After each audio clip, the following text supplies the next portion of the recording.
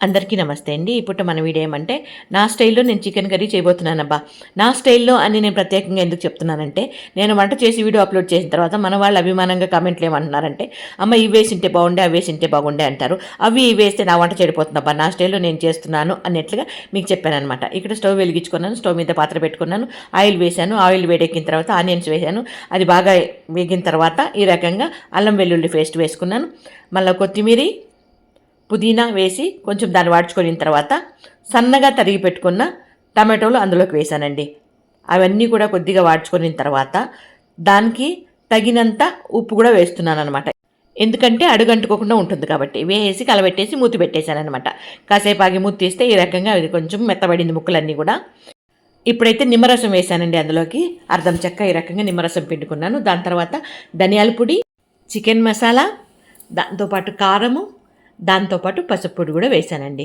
ఇవన్నీ వేసిన తర్వాత చిక్కని పెరుగు, గడ్డ పెరుగు ఇందులోకి వేసుకున్నాను అనమాట, 1 కప్పు. ఇప్పుడైతే ఇవన్నీ కూడా బాగా కలిసేటట్టుగా కాసేపు సన్నని మంట మీద ఈ రకంగా కలుపుకొని అడుగంటుకోకుండా, ఎందుకంటే ఉప్పు వేసాం కాబట్టి అడుగంటుకోదు. ఈ రకంగా చేసిన తర్వాత శుభ్రంగా కడిగి పెట్టుకున్న చికెన్ అయితే అందులోకి వేసానండి. చికెన్ వేసిన తర్వాత ప్రతి ముక్కకి మసాలా పట్టేలాగా కలుపుకోవాలన్నమాట.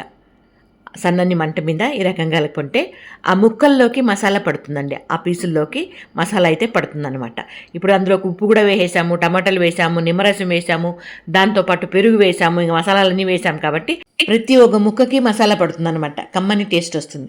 ఈ రకంగా మూత పెట్టి కాసేపు అయిన తర్వాత మూత ఓపెన్ చేసి తగినన్ని నీళ్లు, మరీ నీళ్ళు ఎక్కువ కూడా పోయకూడదండి.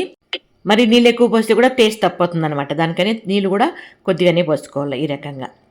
ఇంక ఇప్పుడైతే దానికి మూత పెట్టేసి మనమైతే జార్లోకి చెక్క, లవంగాలు, కొద్దిగా కొబ్బరి, మరి ఎక్కువ కూడా వేసుకోకూడదు, టేస్ట్ సప్పగా అయిపోతుంది. కొద్దిగా కొబ్బరి వేసుకొని నున్నగా గ్రైండ్ చేసుకొని, ఇదిగోండి ఇప్పుడు ఇది బాగా ఉడుకుతా ఉంది కదా, ఆ ఉడికేటప్పుడు ఆ కొబ్బరి, చెక్క, లవంగాల పేస్ట్ అయితే అందులోకి వేసేసారండి. వేసేసి బాగా ఉడకపెట్టాలన్నమాట. ఆ రకంగా బాగా ఉడకపెడితే ఆ గ్రేవీ కూడా టేస్ట్ వస్తుంది, చిక్కదనం వస్తుంది, చికెన్ కూడా పచ్చివాసన లేకుండా బాగుంటుందన్నమాట. ఆ రకంగా ఉడకపెట్టేసి ఫైనల్గా కొత్తిమీర వేసేస్తే ఫైనల్గా కర్రీ అయితే ఈ విధంగా రెడీ అయిందండి. సూపర్గా, చూస్తేనే తినాలనిపిస్తుంది కదా. ఆలస్యం చేయకుండా మన వాళ్ళకందరికీ వడ్డించేద్దామండి. ఈరోజు భోజనాలు అన్నీ చేశాము, కాకపోతే అనుకోకుండా చికెన్ కూడా చేయాల్సి వచ్చింది. ఈ రకంగా కప్పుల్లో వడ్డించాం చికెన్ అయితే మాత్రం, ఎందుకంటే భోజనాలు అన్నీ ఉన్నాయి కాబట్టి. ఒక పీస్ తిని చూసి వాళ్ళు చాలా బాగుందంట, ప్రతి ముక్కకి మసాలా పట్టిందంట, అంత టేస్ట్గా ఉందంట. ఈ విధంగా నన్ను పొగుడుతూ మేము అందరూ కూడా లొట్టలు వేసుకొని తిన్నామండి చికెన్ కర్రీ. ఇది ఈ పూట మన చిన్ని వీడియో మీద మీ అభిప్రాయం తెలియజేస్తూ వీడియో నచ్చితే లైక్ చేయండి. ఓకేనా? మీ విలువైన సమయాన్ని కేటాయించి వీడియో చివరి వరకు చూసినందుకు మనస్ఫూర్తిగా మీ అందరికీ కృతజ్ఞతలు.